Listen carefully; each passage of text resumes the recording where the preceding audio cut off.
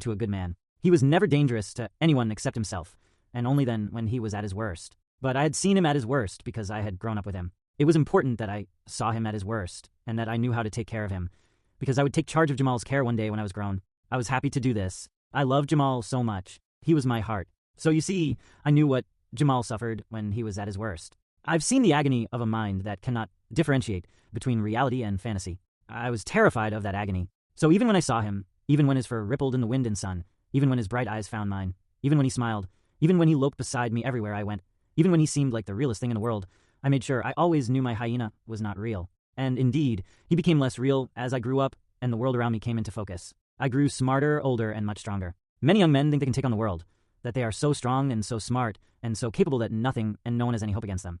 I was one of those young men, and when you feel like you can successfully overcome the world, you have no need for help, especially not from imaginary hyenas. And one day, there was no more hyena.